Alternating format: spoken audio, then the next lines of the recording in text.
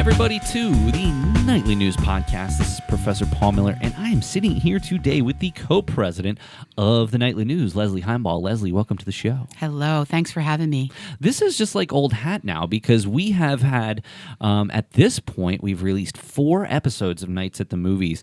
So far, we've talked about our favorite films and took a look at Christopher Nolan movies in our most recent episode. So we're just becoming BFFs here on the podcast. And of course, typically we're going to release them the first Tuesday of every month, but what we are going to do is sort of intersperse them with the Nightly News podcast as well. So keep an eye out on the Nightly News Facebook page, or just go to SoundCloud and type in Nights at the Movies, with a K, of course, and you'll find our podcast. So we're very pleased on how it's gone so far. We've gotten a lot of great feedback from people. Good.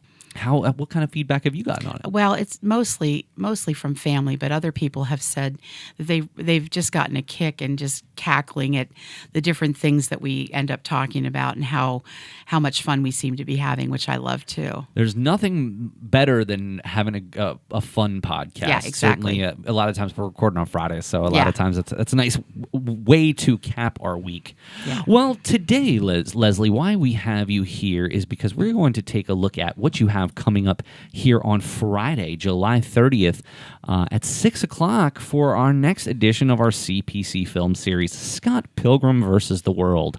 So we've got a lot to chat about today on this episode, and I want to start off with, obviously, we played a teaser of Nights of the Movie, so I don't think that we have to go into sort of, our backgrounds with film and things like that. We're just going to jump right in. I will say that if you're interested, please go back to episode 1 of Nights at the Movies. Yes, please. And you will learn much more about, how we both fell in love with film. Yeah. What I want to bring to the table here is just kind of talking about your experience with the Nightly News. Now, obviously, at this point, you are our co-president, and well-deserved, of course. Oh, thank you. But you, ever since the very beginning of when you were here, you gravitated toward the CPC Film Series. What was it about the CPC Film Series that really drew you to it, to the fact that you're now our CPC Film Series correspondent? I'm always looking for a chance to sort of geek out on films. I could easily wear people out with what I'd like to talk about with movies. Many people aren't that interested in the depth of it. But I find that, you can really find a lot of common links with people with movies.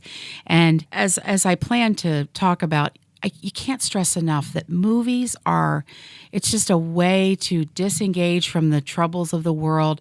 Just put your brain in park or put your brain in drive for a couple hours, depending on what you're watching. But you can forget about most things that are going on in your life, and just really absorb someone's ideas and their creativity and their art, and watch acting at its finest, watch acting at its worst. See how a person embodies a character. Imagine how you would feel if you were that character, and these events were happening to you. What would you do? It's a beautiful escape for me. So, whenever you first came here, what was your first experience with the film series as part of, even whether it was, because I don't remember if you started writing about the film series right away, or if you had gone to some first. It was a class that I had with you, and we did talk about the film series, and we had to produce our own little podcast. And so I said, because Airplane was the first movie, I knew it well, and could I pick that? And we were all over it because it killed a lot of birds, basically. Yeah, it was seeing a film dissected from an academic point of view I think I have an academic point of view naturally because I'm interested in so many things, but seeing, Airplane dissected basically on the absurdity kind of, that was a really good way for me to look at it. And that's a way that movie has a life after, because again, some of these movies don't age well, but there are things we can get from every movie, and this was a way to add, credibility to a movie like that. As we move along, in terms of how you were a part of the film series, you became our film correspondent, and what you did was you typically write in advance, which is journalistic lingo. You're basically previewing the event to try to draw support for people to come out, and one of the biggest things that you would then do is you would write a feature story at the end. A few years ago, Dr. Marcy Rovin did the Harry Potter, one of the Harry Potter movies off the top of my head. I can't remember which Yeah, I exact can't one either, it was. unfortunately. But Now, you wrote a feature article and you won a statewide journalism award. To date, our only award, external award. We've won some internal awards. Yeah. The only external award that our media club has ever won. Tell us a little bit about that. And not only, obviously, the story is out there. If you want the publication, I'll send it to you. Reach out to me at paulmiller@centralpenn.edu. So we don't have to talk about that specifically. What was it about that particular article that was so amazing that you won this award? Tell me about walking through that process. In terms of being like a straight up journalist, I don't think I could ever fit in as a straight up journalist. But I think what I like to do is I like to identify something compelling that will surprise people about an element, whether it's the presenter, whether it's the film, or, she had, Professor Rovin had done, I think she might have done some of her thesis on Harry Potter. She was actually editor of Harry Potter on a book of academic research done on Harry Potter analysis. Yes. So she's been immersed in the Harry Potter universe for a long time. And I just, her passion about it really won me over because I hadn't run into too many adults that were really like gaga over Harry Potter, but she breathed a new life into that for me and made me realize how extraordinary they are as a teaching tool, as all the things about literature that you would take from a film like that. And so I really enjoyed her presentation, and I called her professor, but she's Dr. Rovin. So I want to make sure I say that. But anyway, I hope to add something different to the story, and I think I did with that piece. As an aside, when I was at the Pop Culture Association conference where I was presenting recently, I was in a film, because I presented in the music area, but they had all types of different panels you could go to. So since this was my first, I really wanted to engage in as many as I could. Someone was citing her research. Wow. In one of their papers that they were presenting on, and I sent in a little message to her privately, like, yeah, Dr. Rovin and I, worked together, collaborated on some things. So, yeah. What was it about the story, though, that was so different? I mean, I appreciate what you're saying about Dr. Rovin, and I wholeheartedly agree.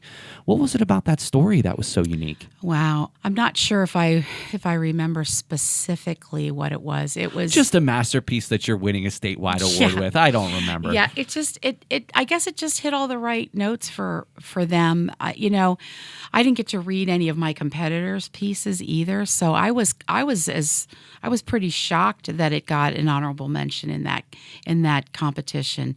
So and interestingly enough, and I want you to please make sure you go listen to our last episode. I actually had Professor Olympia on for the very first time ever. Yeah. And we were reminiscing about some of our most fond memories from the last 6 years of the Nightly News, and your winning that award was one of the top memories that we had. That's so sweet. It was for me, too.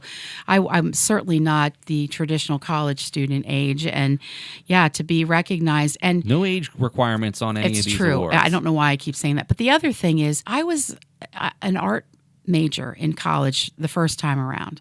And I only got an associate's degree in commercial art. And we had this saying when I worked in advertising agencies, words and pictures, how hard can it be? Well, I was strictly the picture girl. I was not the one coming up with the pithy sayings or the good writing that convinced people to do things. When I discovered that I had a writer in me. Oh, without a doubt, Leslie. I was blown away because I love words. I love, the putting words together and getting something that matters to someone, that they really want to engage with your writing. And it's been super rewarding for me because it's just not a skill I thought I had. So. Well, from a big time high to maybe something a little lower as we move forward with your experience with the film series, another memorable area was you were actually, I don't want to say awarded, but you were given the opportunity to become the first student in CPC Film Series history, which I believe we've been doing this since 2017 or 2016. I mean, we've been doing it for a long time. Yes. The first student ever to be able to present on the CPC Film Series. Right. You picked an amazing film, Get Out, and it was our first term back on campus after missing 2 terms. So we did miss, well, I wouldn't say we necessarily missed it because we did throw in my documentary as sort of a film series, but Yes. it wasn't in the same vein. Our first one back when we were back on campus, and we had only 25 people per room and things like Yeah. that. And one of the biggest things was you could make it. Yeah. And so, I had COVID. and I think that you've been very, very nice in the way that you've, disclosed that.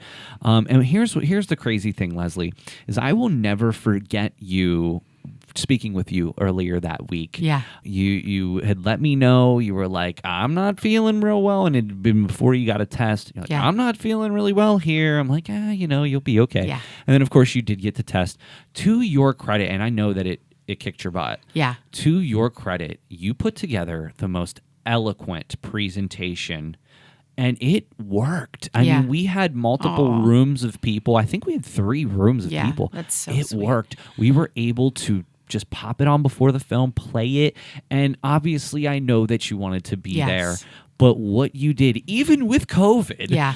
going through all of that, Yeah. I still have that presentation, and I feel terribly that you missed it. Yeah. But I want you to know that your enthusiasm and passion for the opportunity. Yes. And you must have apologized to me like 10 times. And I'm like, Leslie, enough already. Yeah, like, we're this in a isn't your worldwide. fault. We're Like, in a pandemic, and you can't help it. But you really knocked it out of the park. With that being said, I know that wasn't what you wanted. no, I wanted the engagement. Yes. That's what I was really dying for. Is trying to get. I would love to get a discussion going with kids.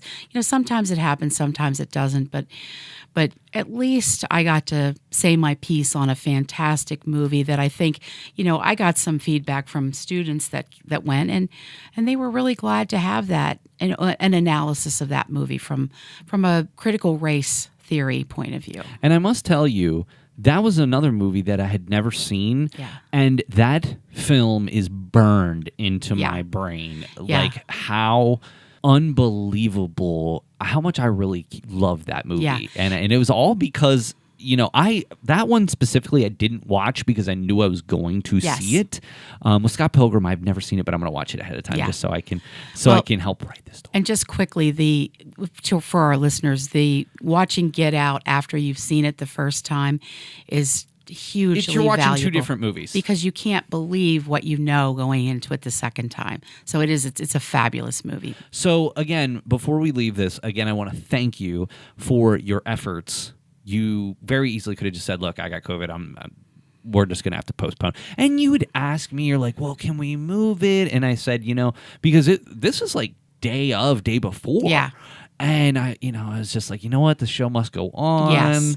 If you feel you're up to it, then, and you were like, "Yep, no problem." And you did it. And I just give you all the credit in the world. Thank you. It really pushed me to a different level, and I had to make sure that my passion came through in a recording, and I felt good about it when it was all said and It done. was wonderful. I think that's something you might want to throw in a portfolio or Yeah, something. sure. You know what Absolutely. I mean? So one of the other memories that I have was the last CPC Film Series where I presented on A League of Their Own. Yes. And the reason that I want to bring this up, this is your moment, and I don't want to cloud it with talking about me because that's not why I'm bringing it up. But I want to tell you that it was really your inspiration that helped make that presentation so well. And not only that, you ruled the grill. Oh. You brought your awesome desserts as usual. You killed it on the food. But you also had the opportunity to contribute to my presentation. Yes. And I did exactly what I wanted to do in that I went in a different direction. Typically, this is an analytical, higher education, if you will, look at some of these more popular films in popular culture over the past as far back as probably 40 years. Yeah. Now, one of the things that I wanted to do here is I was making a more family-friendly environment. So I kind of went in a different direction, talking more about my experience with baseball, my love of baseball, why I love baseball, what place baseball's had to me. Yeah. But you did so much research for the story and for the podcast when you interviewed me. I was just sitting here thinking, I can't compare with this. Aw. I need to get Leslie up here. So I had you. So I talked about my piece, and I threw a couple, because, I watched the original documentary, Sure. and I did some research myself.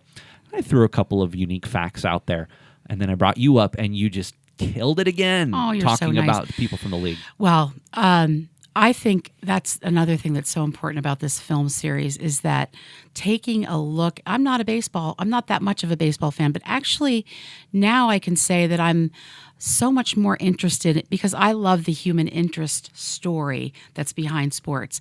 And these women were just such an inspiration that you just couldn't help it. They were completely thrown into a situation, and they found their footing, and they thrived, and they were fantastic athletes on top of it. I would say, though, the bar is pretty high at this point after Yeah. our last Sure. after our last CPC film series. That being said, earlier this year, we made the decision, and obviously you're getting so close to graduation. Yes. I will fail you during your internship, so you have to stay around a little longer. But no, we made the decision earlier this year when we were trying to make our schedule for the year that we wanted to give you another shot, because as commendable of a job as you did virtually, right? We want you to have the opportunity to be able to speak to an audience and actually engage with people. I really appreciate it. So, that being said, we were curious what direction you would go, because you already picked Get Out, which was an amazing film, and you went in a direction that I'm very surprised by. Again, we've now recorded 6 episodes of Nights at the Movies, and it's a film that, knowing you how I do, it's not a film that I would have anticipated that you would.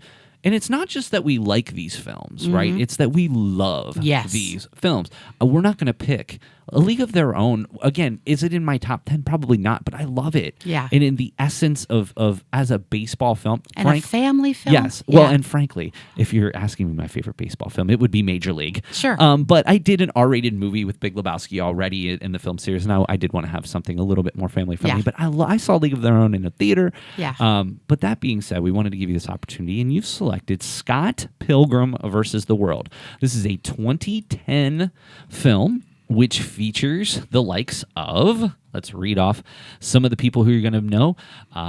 Michael Cera, Kieran Culkin, Anna Kendrick, Aubrey Plaza, Jason Schwartzman, and the list keeps going on. Yeah. I mean, those are just some of the sort of scratching the surface here of some of the people who are in this film. Why this one? Well, Edgar Wright, the director, his style of movie making, it's impossible not to find these movies appealing for me. His movies typically have very fast action-style editing, usually things that are mundane, but then he uses all these crazy like whip pans and crash zooms and funny sound effects. And this particular movie has a lot of, I guess you'd call them like captions or cartoons that give the backstory quickly on a character to catch you up, because it is non-stop action, this movie, and it's based on. But it's not like Fast and the Furious type of action. Oh no! Explain what you mean. It's just fun. It's a lot of terrific one-line pieces that are just hammered together in such a way, and it's got that comic book video game appeal to it. It's the old school sort of low res Nintendo look, and but funny. And again, another movie that unfolds every time you watch it. You sort of connect things that you didn't realize were connected. And basically, the story is about Scott Pilgrim. He's a 22-year-old slacker. He plays in a band that aspires to be very successful. He dates this young girl. This is a little bit cringy part of the movie, but her name's Knives Chow, and she's a high school girl who's 5 years younger. But his idea of dating is going out for pizza and talking. It's nothing, nothing risque. Nefarious. Yeah, but he basically has not recovered from a horrific breakup with a woman whose band has gone on to be very successful. So he falls for this girl, Ramona Flowers, and she is basically a figment of his imagination, of his dreams come to life as as his living dream girl. But to date her, he must beat her 7 evil exes. And it's very broad for a very good reason. But he's as if juggling these 2 women isn't enough because he hasn't broken up with Knives. The battle that he has to do with each of these exes is just legendary. Funny, legendary. There's a vegan police scene in this that's hilarious, but it's pure escapism. It's high quality, complete artwork, but pure escapism. How were you introduced to this movie? Because frankly, it doesn't seem like something that would be on your radar. Well, I'm a huge Michael Cera fan. Juno is another one of my favorite movies, and I love awkward, people who can barely put a sentence together without worrying about the content of what they're saying. So I'm attracted to just about anything he does, even though he typically plays almost the same character every time he's on screen. His unsureness, his slackerness, it just made for a really interesting beginning backdrop for a movie for me. And then combine all these other elements in it. You'll see what I mean when you see it. It's pretty addicting. Now, let me ask you a very, very quick tease. What is it that you're going to focus on in your discussions? Well, I'd really like to focus a lot on the fact that the way this movie is effective in its foreshadowing and a lot of technical movie things. But I'm also going to talk a little bit. I'm actually going to dispel a myth that this movie is anti-feminism because it's gotten some heat for that.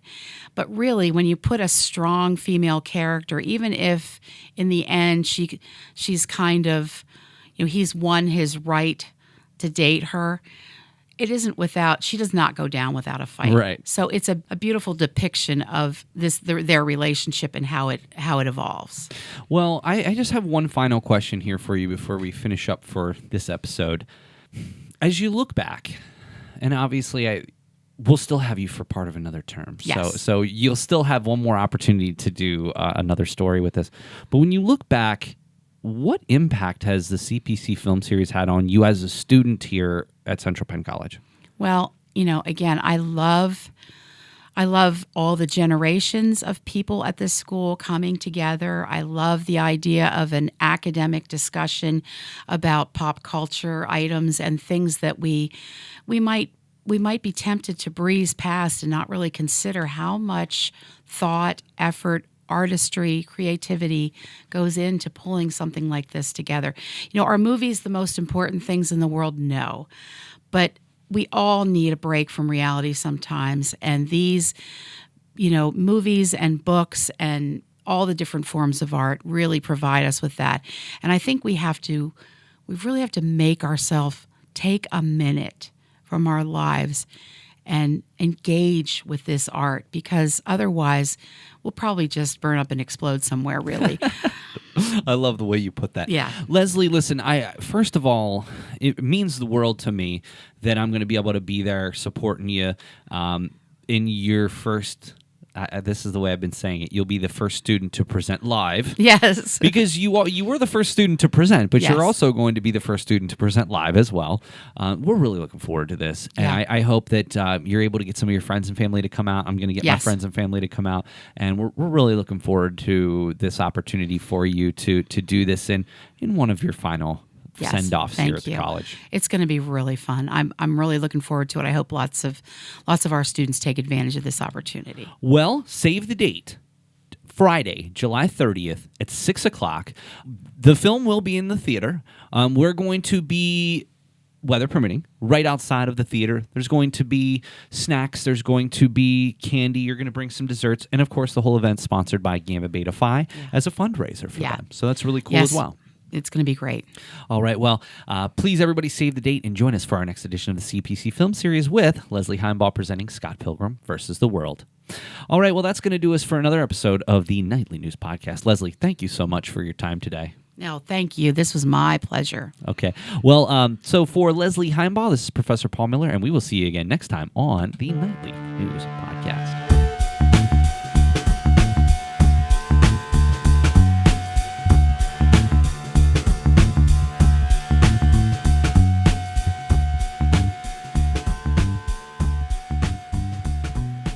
Are you ready to hit the links for a good cause? The golden anniversary of the annual Golf Open for scholarships is here. The 50th Central Penn College Education Foundation Golf Open will take place at the beautiful Rich Valley Golf Course on Friday, August 13th. This is the only annual fundraising event hosted by the Education Foundation to raise scholarship dollars for students. Did you know? Many Central Penn students face the same challenge, meeting the financial costs of higher education. Our goal at the Central Penn College Education Foundation is simple. Encourage giving so that more deserving students can graduate from Central Penn and make their own contributions to society. Imagine the potential that will be unleashed if we make a college education possible for more deserving students. Join us for the Central Penn College Education Foundation Golf Tournament on Friday, August 13th. Contact Sandy Box at foundation@centralpenn.edu for more details.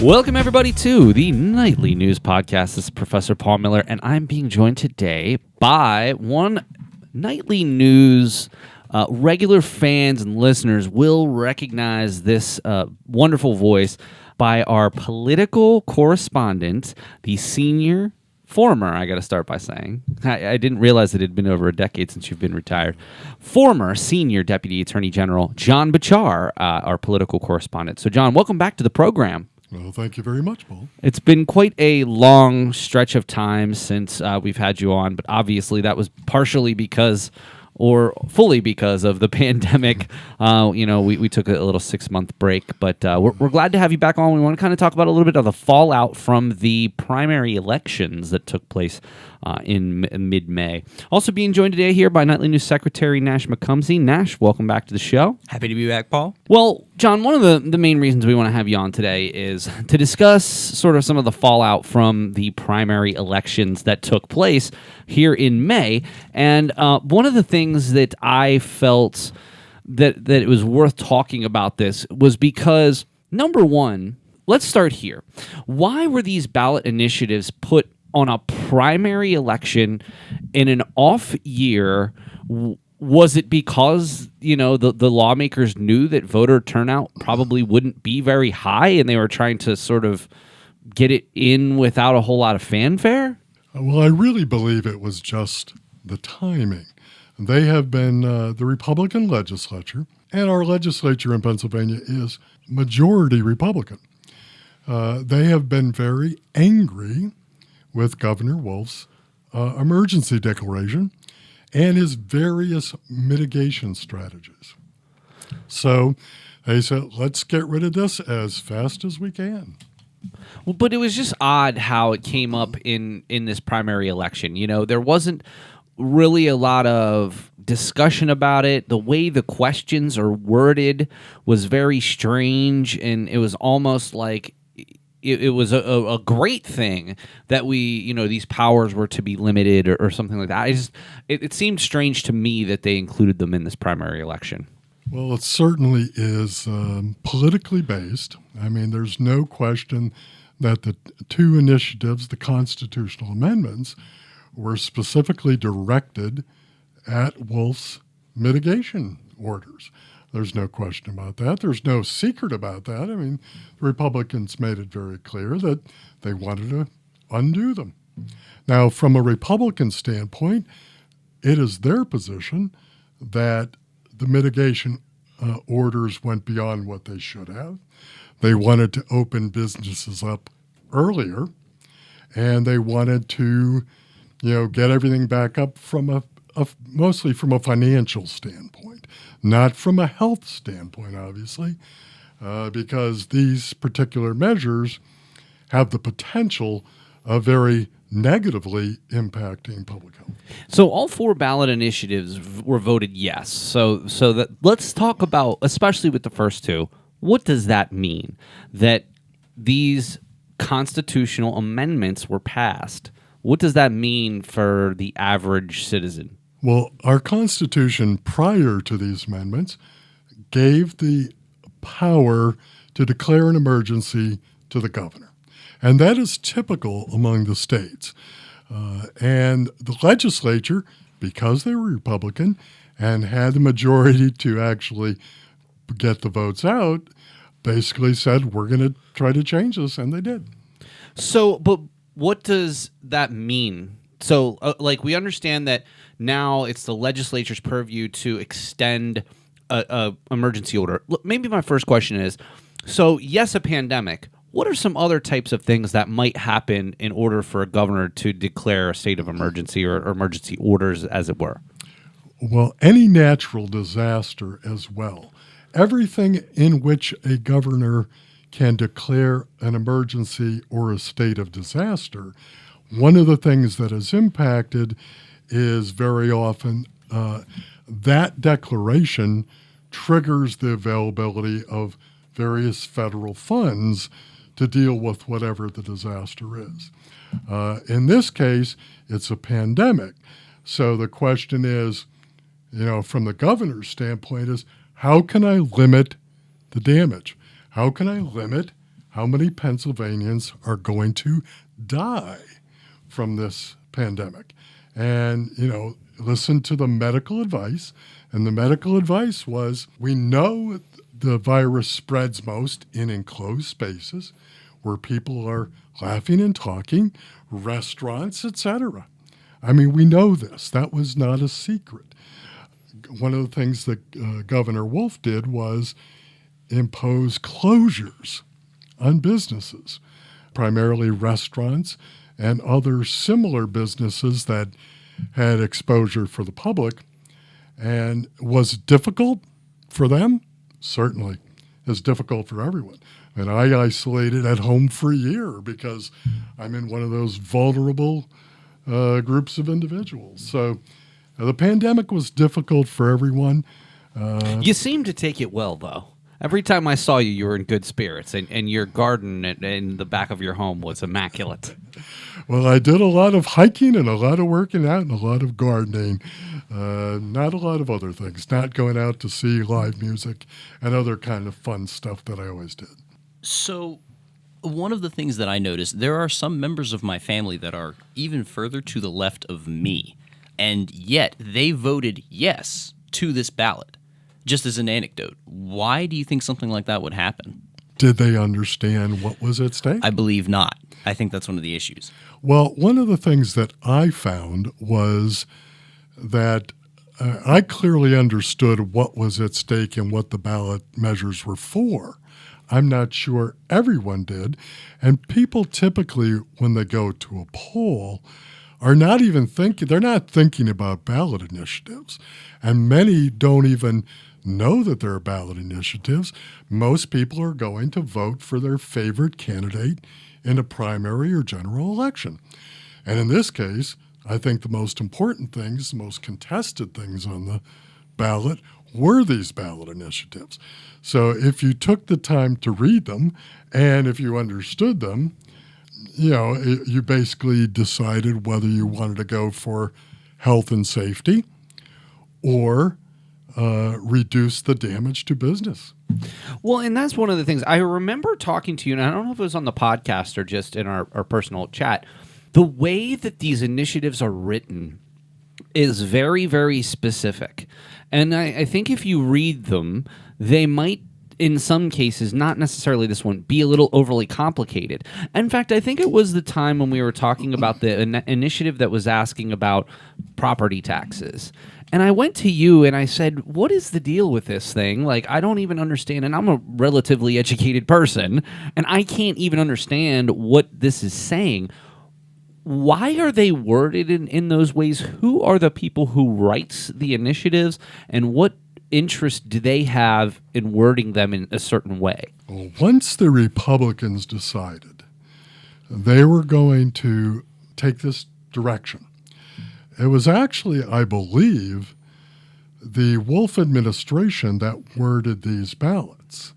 That's why it starts with, shall the Pennsylvania Constitution be amended to change existing law, increase the power of the General Assembly to unilaterally terminate or extend a disaster, etc. So it was kind of written to let people know that this was changing current law, but I do think all initiatives should be much more clearly worded, no matter which side proposes them, and no matter what they cover.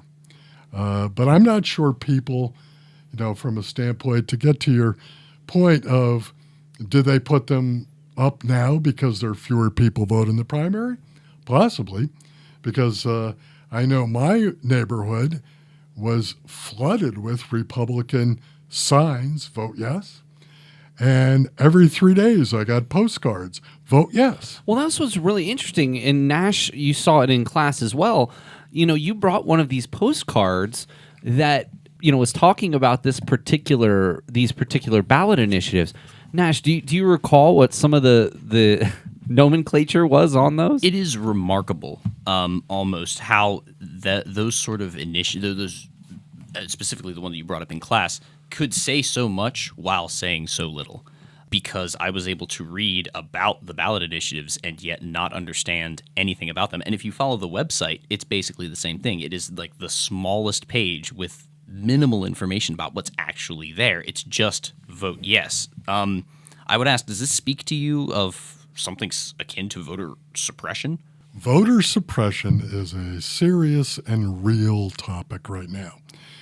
In 30-some state legislatures around the country, the Republican majority legislatures have passed laws to limit mail-in voting, to limit the time that people can vote, to limit the amount of polling places, and they've specifically done that to tailor them to majority Democrat areas and in minority areas. So it's a sad day.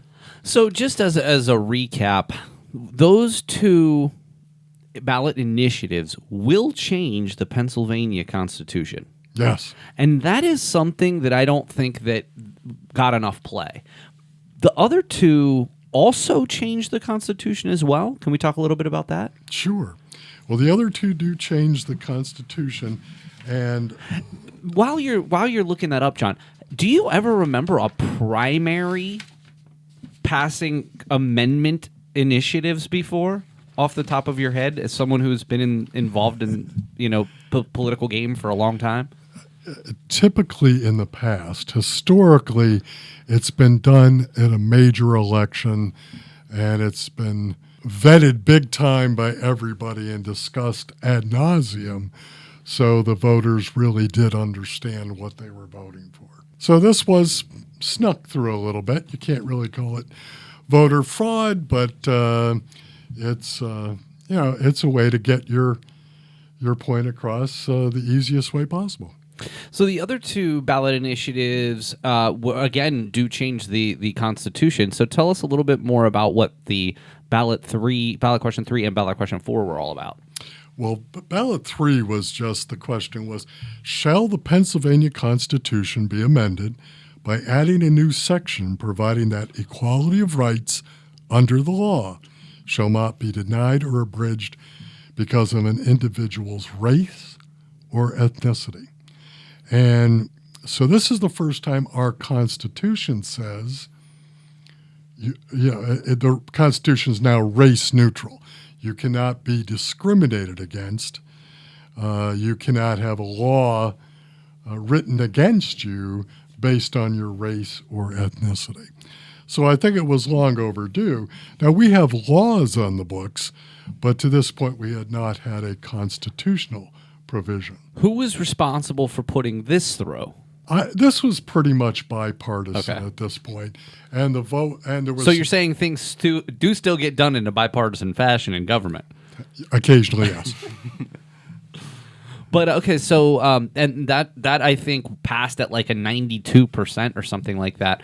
The last one was a little bit closer, and it had to do a bit more with the way that municipal, fire, and police departments have access to low-interest loans, which typically had been reserved for volunteer fire companies specifically. And so that has now changed. And so what impact might that have? Well, I don't think the fact that all fire companies might have access to low interest loans is either objectionable or necessarily partisan. I mean, I think that's a good thing. The only thing that this did not address was, if this comes out of a finite fund, will that affect your volunteer fire companies because there's now more competition for those loans? That's the only thing I'm not sure is how going to play out, and which we'll know down the road. And we also said, I made the point in class when we were talking about this as well, it might, because you have to think most of the municipal fire and police departments are in big cities, so they might have a larger need because they have a larger scope in terms of, how they allocate money and what types of funds they might need. So I think that could be a potential long term, but even, someone as well versed as you in the political game is, kind of unsure as far as what's going to happen. Well, from a financial standpoint, we'll have to wait and see if there's any serious impact. And of course, it's entirely within the ability of the legislature to add more money to that fund. So, I mean, they can make up for that, no problem. Well, John, I really appreciate you taking the time out today to talk with us a bit more about the primary election. Again, not really any major. It was really just justices that went in, and all you said in class previously was that certainly for the general election, you highly suggest going out to the PA Bar Association website. The PA Bar Association gives their own recommendations on the justices. I don't want to get you down this road, but you kind of take issue with the fact that the justices in this particular case are elected as opposed to appointed, but I don't want to get you on that soapbox. But tell us where people can go to find that PA Bar Association information. Well, just real quickly, the reason elected justices are an issue is because who really gets to know these people from out of your area? The reason the Pennsylvania Bar Association does a great service here is they are not recommending who you vote for. They are evaluating people who actually have been before these judges or potential justices. They have data from how those judges or justices behave in a courtroom, whether they're capable of writing a decision, whether they're ever biased, all that kinds of stuff. So the recommendations of the Bar Association is basically, very qualified, not qualified, that type of thing, not whether you should vote for a given justice. So, Gotcha. Well, one of the things, too, in our final segment here with former Senior Deputy Attorney General John Butchar and the Nightly News political correspondent, is one of the things that you've really wanted to talk about on the show is that you think some of the rhetoric in politics in terms of different political affiliations is vastly incorrect, and specifically in terms of the term that's constantly thrown around in terms of socialism. So I know that you wanted to kind of talk a bit more about what does that mean, and really kind of take a look at capitalism versus socialism versus communism in a broader perspective, just as a way to educate people when they're using this type of terminology. Yes, well, very quickly, socialism as a thing, socialism as a phenomena really did not exist hundreds of years ago. You had, we go back to where you had kings and czars, and so you had the wealthy, and then you had the peasants and the poor people. Capitalism really came into being during the Industrial Revolution. And we tend to think or call the United States capitalism. But it's important to know that capitalism is not a form of government. Socialism is not a form of government. Communism is not a form of government. Those are economic systems. And that's what people confuse. They hear socialism, they think oh my God, that candidate wants us to turn us into Cuba or Russia or something like that. And that couldn't be farther from the truth. Now, people like to say we're capitalist, but in reality, the United States has not been purely capitalist since 1890s, early 1900s, so it's been 100 years. And capitalism, pure capitalism, was no better for the masses, for the workers, for the general public, than was the Tsar in Russia, than was totalitarianism, because pure capitalism is all about making money, building capital. It's not about what the workers are paid. That part is really the socialist part. And that's what people confuse. They think of socialism as some form of government that's going to impose certain things. But what socialism arose as was a reaction to, say, the Tsar in Russia. The Communist Revolution of 1917 was a workers' revolution. It was about giving a bigger piece of the pie back to the people. So the people were not starving while kings, czars, and capitalists lived high off the hog. The socialism that evolved was really just about getting a bigger piece of the pie. Now, socialist is used to describe a certain candidate as an, oh my God, they're un-American.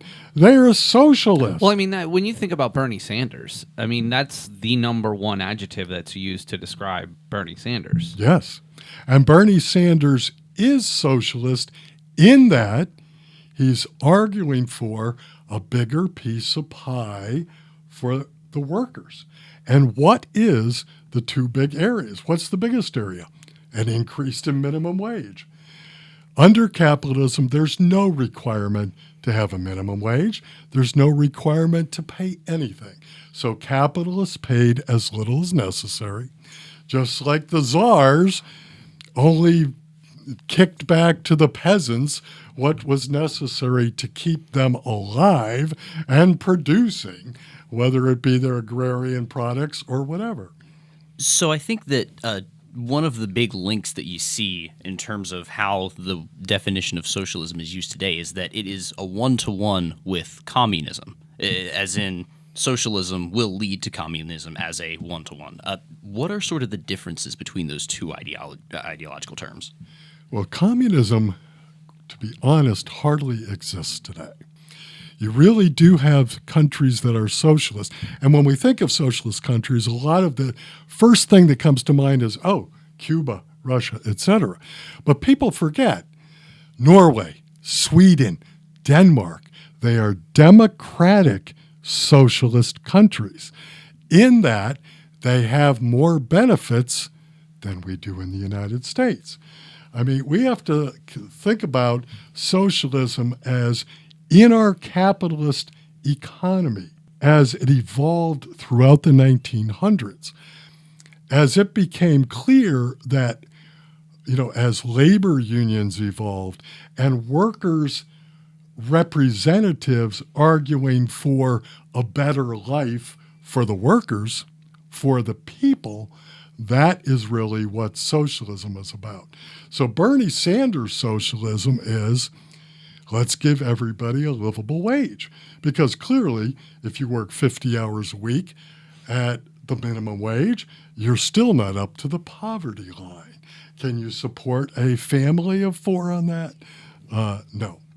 So socialism is about kicking back a bigger part to the workers. And when you do that, there's a lot of positive consequences.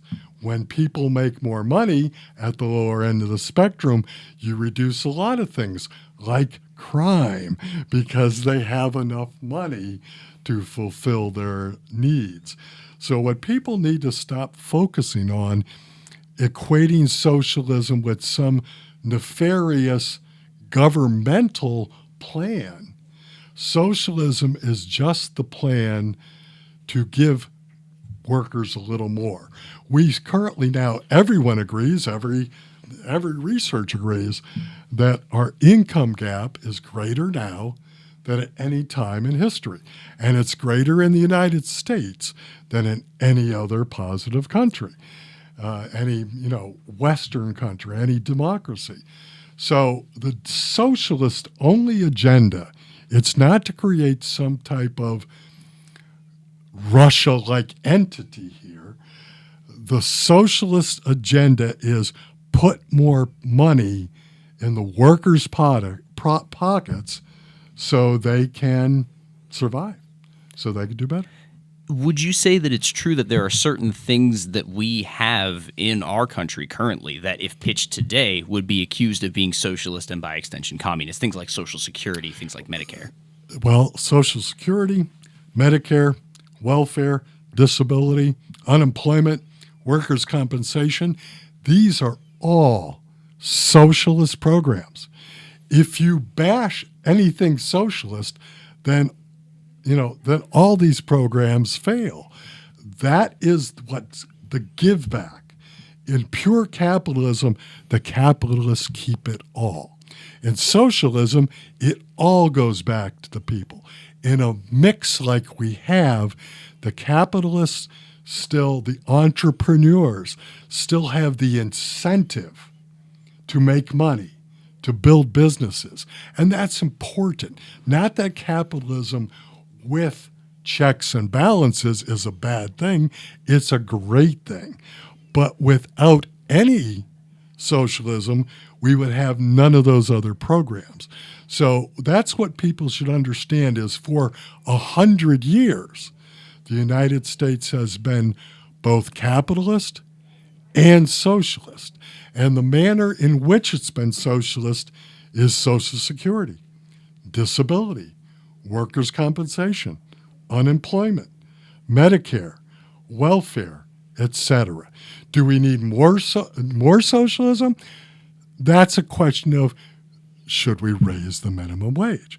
So socialism is not some bizarre plan by government somewhere to create a new Russia or turn somebody into a Soviet puppet. Socialism is just about spreading the wealth a little more, because it is undeniable that in the United States of America, the wealth is concentrated at the top. 0.1% of Americans own more wealth than the bottom 90%. Yeah, it's incredible, and it remains to be seen what happens on the road. But the one thing I can say about you, John, and certainly a thanks, you without a doubt have a wonderful knack of really being a straight shooter. Obviously, on our show, we have to be respectful of many different ideologies across the campus, but you've done a wonderful job of not only educating us a bit more about the decompressing from the primaries, but that discussion right there was, I think, pretty important and very well received. So thank you very much. Well, thank you very much. Enjoyed. And Nash, of course, thank you for your time. Had you on both of these political podcasts, and certainly hope that in your future, you take advantage of some of the opportunities you've had here, and maybe even start something of your own down the road. Certainly seems like something that you'd be interested in. I know you enjoyed going to the Newport Borough Council meeting, so something maybe in the future you might maybe start a little something like this. Oh, this was a lot of fun. I would definitely look into doing something like this again. Cool. Well, hey, I wanted to thank both of you for being here. John, always a pleasure, and we'll be sure to have you back soon. Thank you, Paul. All right. Well, hey, that's going to do it for this episode of the Nightly News Podcast for former Senior Deputy Attorney General John Butchar and Nightly News Secretary Nash McCumsey. This is Professor Paul Miller, and we'll see you next time on the Nightly News Podcast.